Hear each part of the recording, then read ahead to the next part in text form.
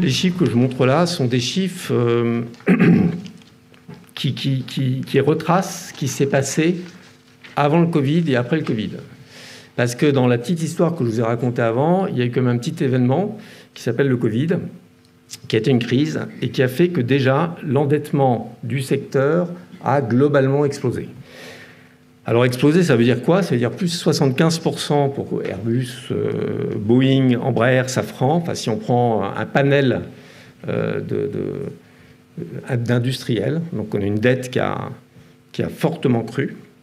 Si on prend les airlines, on a du plus 50%, plus 54%, pareil, sur un panel de 42 airlines. Si on prend les aéroports, on a du plus 30%. Si on prend China Duty Free Group, on est sur du plus 2%, donc on est arrivé à se stabiliser à peu près. Et si on prend les leasers, on est aussi avec une croissance de l'endettement fort. Les difficultés du secteur, c'est quand on regarde en fait la partie airline, qui sont quand même le cœur du système, qui génère les cash flows pour tout le secteur. C'est la partie de la chaîne de valeur en fait qui est la plus exposée aux fluctuations de marché, aux chocs exogènes, et qui donc historiquement, et là je mets un disclaimer, je parle en moyenne, parce qu'il y a bien des acteurs qui se distinguent dans ce lot-là, qui structurellement en fait exhibent des taux de profitabilité ou des marges en fait les plus faibles au sein de la chaîne de valeur. Donc la problématique du désendettement, qui est une problématique qui préexistait avant la crise, mais qui a été aggravée par la crise, revient à dire en fait quelle est la capacité du secteur à générer de manière profitable en fait des cash flows pour soutenir l'activité. Et ça pose toute une série de questions. Je pense qu'on va y revenir après sur les sujets de consolidation, de différence aussi de structure de marché. Mais l'élément aggravant entre guillemets, c'est qu'il y a effectivement eu la crise Covid qui a à peu près, enfin peu ou prou, si on regarde les chiffres IATA, augmenté le niveau d'endettement du secteur à peu près de 200 milliards de dollars, enfin, qui est un chiffre qui est quand même très très significatif donc sur la partie compagnie aérienne. Et à cela s'ajoute aussi que, peut-être un peu paradoxalement, la crise Covid a aussi été on en a parlé dans les précédents ateliers, un accélérateur en fait sur la nécessité d'accélérer la transition. Et qu'est-ce que ça veut dire concrètement? Ça veut dire des besoins de financement supplémentaires par rapport à ce qu'il y aurait eu sans ce besoin-là. Là, il y a plein de chiffres qui existent, on en a mentionné certains, il y a autant de chiffres que de rapports d'évaluation. Il y a un rapport qui est très intéressant qui est fait par en fait une NGO, enfin une coalition qui s'appelle MPP pour Mission Possible Partnership, avec Clean Sky for Tomorrow, le World Economic Forum et McKinsey, qui donne un chiffre en fait total d'investissement supplémentaire du secteur pour atteindre le net zéro à horizon 2050 de 175 milliards de dollars par an, qui est à la fois qui est un chiffre qui est très important, mais qui est aussi commensurable avec d'autres chiffres qu'on peut trouver sur le secteur, comme le montant annuel de CAPEX sur les nouveaux avions, par exemple, qui est aux alentours peut-être d'une centaine de milliards, ou le montant d'OPEX chaque année sur le fuel. Peut-être Pascal, de ton côté, ta réaction justement sur cette phase post-Covid, comment est-ce que tu la vois au niveau de l'endettement et du financement de cet endettement? Un des points que présentait Yann, c'est que la crise a accéléré certains facteurs dans des compagnies aériennes. Et on le voit aujourd'hui, il y a moins d'avions qui volent, mais les avions volent plus proportionnellement, les taux d'emplissage sont plus élevés, et il y a presque autant de trafic que ce qu'il y avait en 2019. Dans la plupart des zones, ça exclut l'Asie. Et tout ça, donc, sur la base de moins d'avions qui volent. Donc, il y a beaucoup de compagnies aériennes qui ont appris à voler de façon plus efficace, qui ont travaillé avec les aéroports pour voler de façon plus efficace, qui ont travaillé avec les régulateurs pour conserver leurs droits de trafic, même si elles ne volaient pas autant que ce qu'elles volaient avant. Et de fil en aiguille, il y a beaucoup de compagnies qui aujourd'hui volent mieux, même si une grosse partie de leurs avions, de leur outil industriel, est encore au sol. Je voudrais profiter d'être dans un environnement amical d'anciens de l'ENAC pour rappeler qu'une partie du désendettement et de la restauration des cash flows passe par la passion de ce qu'on fait tous les jours et de la fierté qu'on a d'être dans cette industrie et de tous les efforts qu'on a fait avant la pandémie. Ça a été rappelé dans des précédentes tables rondes pour amener notre industrie à un niveau de décarbonation sans précédent, à un niveau de connectivité sans précédent, un niveau de modernisation et d'innovation là aussi sans précédent. Et puis pendant les 2 années de la crise, à un niveau d'agilité, de ressources là aussi assez bluffant. Vous avez là, on est 4 acteurs privés du secteur, on a tous fait le dos rond, trouvé des ressources, été capable d'absorber cette crise avec une créativité qu'on n'aurait pas imaginée avant.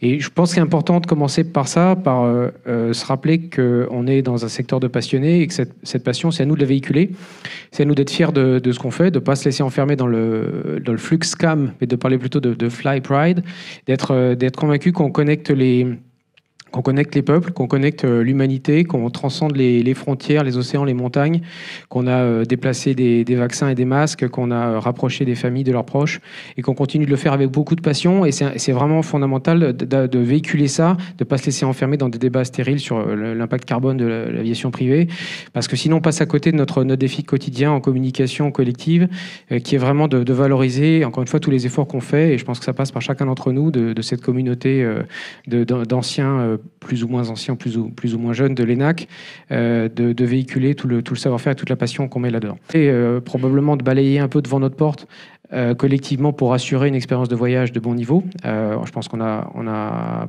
tous, à des degrés divers dans la chaîne de valeur, eu quelques petites péripéties d'exploitation.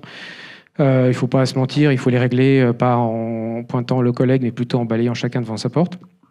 Et ensuite repartir sur ces bonnes bases d'exploitation pour valoriser encore une fois le travail qu'on fait, la connectivité. On a la chance, nous, de servir une douzaine de pays, de voir que le débat qu'on peut avoir en France n'est pas le débat qu'il y a dans d'autres pays, et que collectivement, les citoyens de cette planète ont envie de voyager et apprécient l'avion, apprécient la vitesse, la sécurité, et finalement l'empreinte environnementale, elle est ce qu'elle est, mais elle est acceptable aujourd'hui.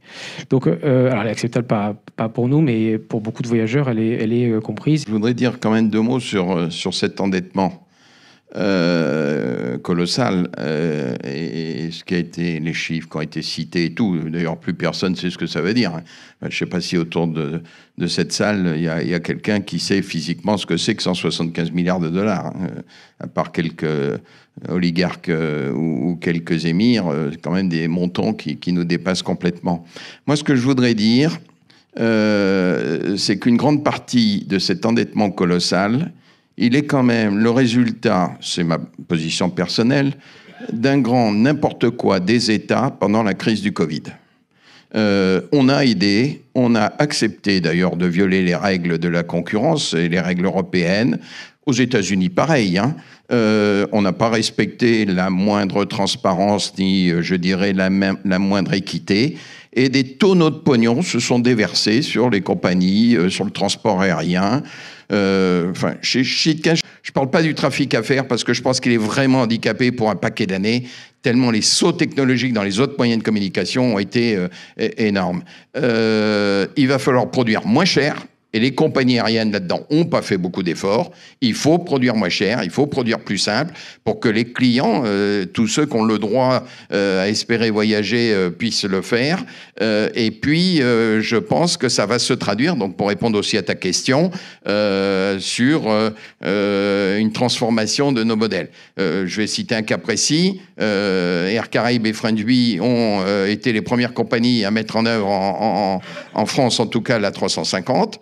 On considérait toujours que c'est le meilleur avion, y compris du point de vue impact environnemental, mais aussi du point de vue économique. Et comme on visait cette clientèle, c'était dans nos gènes et tout, on a mis à l'arrière de l'avion, dans la classe éco. Bon, la classe éco, c'est quand même que 75-80% de l'avion. Hein. On a mis du 10 de front en seating. Pourquoi on a mis du 10 de front ? Bon, c'est vrai que c'est dense, hein, parce que l'avion est beaucoup plus moderne, beaucoup plus silencieux, il renouvelle son air beaucoup plus rapidement. Enfin, il y a tout un tas d'arguments. Et on considère, et plus les impacts sur la vidéo à bord qui est de grande qualité maintenant. Et donc, on a considéré qu'on pouvait mettre 10 de front. Ça fait plus de 5 ans qu'on vole. Moi, j'ai fait cet été une très belle performance, plombé par le dollar et le pétrole, on en reparlera peut-être, mais on a maintenant des retours clientèle qui disent « j'en ai pour mon argent, je peux voyager ». Alors oui, c'est pas le luxe, hein, c'est pas la business, et on le dit clairement. Donc je pense qu'il va y avoir une densification des avions. C'est d'ailleurs un schéma qui avait été initié par les compagnies américaines et tout, il y a plus de 20 ans. Hein. Le leitmotiv de l'arrivée des hubs géants américains, c'était hub, connexion, densification. Bon, eh ben, il va falloir y retourner. Hein. Pas la peine de se leurrer, et c'est pas la peine de mettre 80 sièges business dans un avion. Ça sera clairement quelqu'un qui va devoir payer pour ça. On va vers une concentration. Elle a deux handicaps, cette concentration qui est nécessaire et qui va venir, hein, de toute façon. Elle a deux handicaps structurants aujourd'hui. Le premier, c'est que concentrer, c'est jamais facile, sauf aux États-Unis où ça va vite, parce qu'on en met une en Chapter 11, l'autre arrive et dit tout ça c'est à moi et ça porte mon nom, ou presque. C'est très compliqué quand même de rapprocher des compagnies. On vous dit il faut pas toucher aux marques, il faut pas toucher à ceci, il faut pas. Bon, bref, vous faites rien. Et puis la deuxième réserve que j'ai sur les concentrations aujourd'hui en Europe, qui encore une fois je le pense sont inéluctables, c'est tant que les États s'en mêleront, ça marchera pas. Donc il faut que les États arrêtent de s'en mêler. C'est pas, je suis désolé. Hein, Christian Blanc à son époque disait en matière de transport aérien, l'État n'est stratège de rien. Il avait raison, c'est sa phrase. Justement de la transition écologique, etc.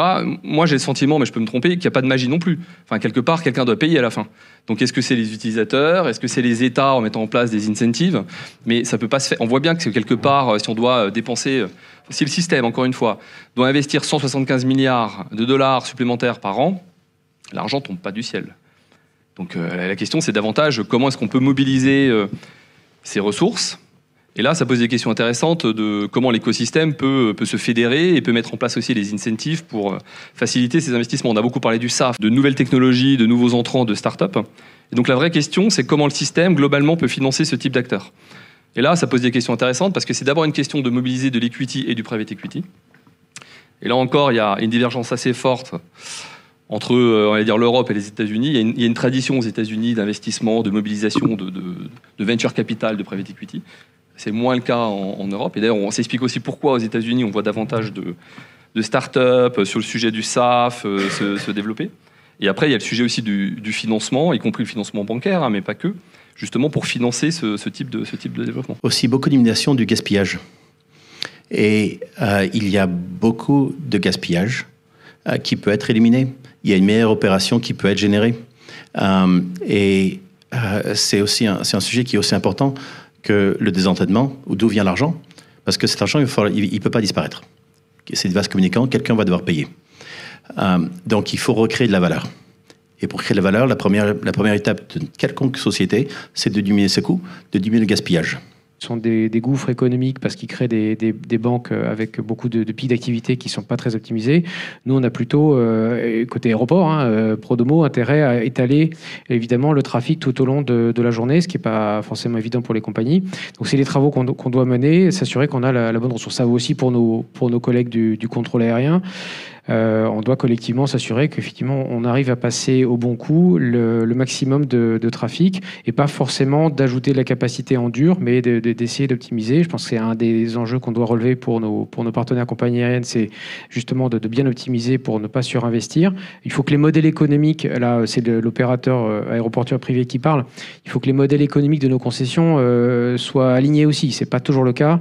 On a aujourd'hui des modèles de contrats de régulation économique qui sont quand même très poussent au crime en matière d'investissement et pas forcément en matière d'optimisation opérationnelle, qui sont pas forcément incitatifs pour nous pour là aussi aller chercher des bonnes économies et un bon partage de valeur avec les compagnies. Donc c'est des choses qu'on doit réviser avec les régulateurs. Le gain, c'est tout ce qu'on peut tirer du digital. Ça peut quand même permettre d'optimiser beaucoup de décisions. Ça peut permettre d'en simplifier beaucoup. Il y a toujours une certaine frilosité là-dessus. Alors on vous dit que chaque compagnie vous dit évidemment j'ai le plus beau site, j'ai le plus beau machin, ceci, cela. Bon, on va pas encore au fond des ressources que nous procure le monde digital. La réservation, c'était des tambours de réservation. Certains d'entre vous ont dû en voir. Des gens au téléphone, il fallait tout marquer, remplir des petits cartons et tout. Bon, aujourd'hui, le client, il sait parfaitement se réserver sur Internet. Pas tous, mais une grande majorité. Il sait très bien trouver sa place, il sait très bien trouver le produit qu'il veut.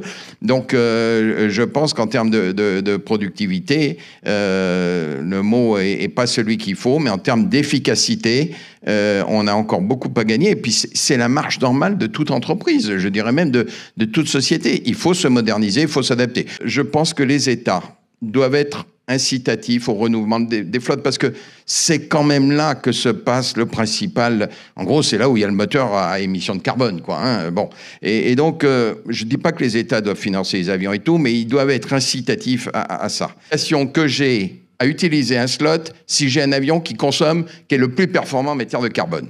Zéro. Sur le fait qu'on faille complètement laisser les clés à l'État ou aux États qui sont capables d'être créatifs au-delà de nos espoirs. Je pense qu'il y a plutôt à avoir une approche un peu de marché. C'est en tout cas ce qu'on a mis en place nous, sur nos aéroports avec des modulations carbone inspirées des modulations bruit. Évidemment, on travaille aussi les sujets de créneaux parce qu'on rage de voir que certaines compagnies legacy bloquent les créneaux, les utilisent, les sous-utilisent. Donc évidemment, on a aussi tout un tas de mécanismes sur nos redevances aéroportuaires. Donc on est dans une logique de marché, de s'assurer que le prix est cher ou très cher pour une compagnie qui n'exploiterait pas correctement et inversement est peu cher pour une compagnie astucieuse qui exploite correctement les créneaux. On est un acteur privé, donc ça donne l'impression qu'on va aller que là où il y a de l'argent à se faire et que c'est une espèce de conviction très française que le privé c'est mal. Nous, on est privé, on est capitaliste et fier de l'être, mais on est investi sur des objets qui sont très très longs, de très long terme. On investit, là on est pressenti pour une nouvelle concession assez loin de ces latitudes, pour 40 ans. C'est des horizons de temps qui quand même sont assez lointains. Tu évoquais des chiffres qu'on avait du mal à cerner, mais 40 ans, c'est aussi un autre chiffre qu'on a du mal à cerner. Sur ces horizons de temps, la planète ne sera pas celle qu'on a aujourd'hui, et nous, on sera encore sur les aéroports sur lesquels on signe aujourd'hui. On est un acteur de long terme. Elles-mêmes s'engagent à avoir leur portefeuille de financement qui sont net zéro à horizon 2050.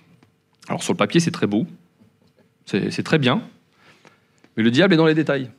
C'est qu'est-ce que ça veut dire concrètement. Donc déjà, qu'est-ce que ça veut dire concrètement entre les banques? Est-ce que les banques sont capables de parler le même langage, avoir la même métrique de mesure du portefeuille? Ça, c'est pas évident. Alors nous, Société Générale, c'est pas pour faire ma publicité, mais on a créé un consortium avec 5 autres grandes banques de l'aviation pour définir une norme qui est partagée et pour avoir un level playing field. Parce que ce qu'on veut pas, c'est que justement, certaines banques trichent un peu ou ont des règles un peu plus souples par rapport à ça.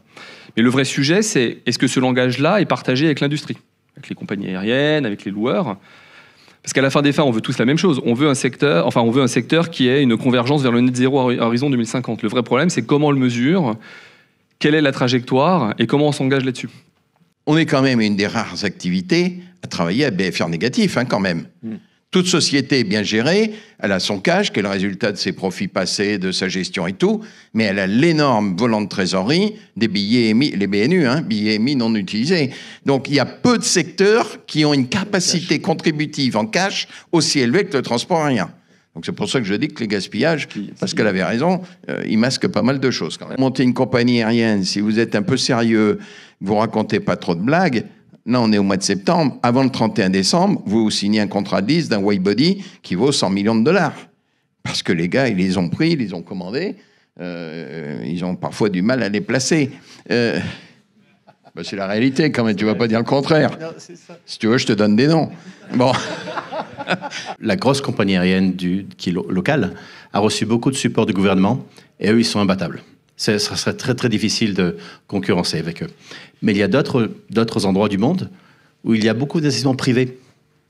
On le voit en Malaisie, on le voit en Inde, on le voit en Thaïlande, on le voit en Amérique du Sud, où il y a énormément d'investissements privés, créer de nouvelles compagnies aériennes. Et là, c'est plus mais ce sont, pour revenir sur le désendettement et notre discussion sur les avions neufs et les avions de mi-vie, ce sont aussi beaucoup de compagnies aériennes qui considèrent des avions mi-vie.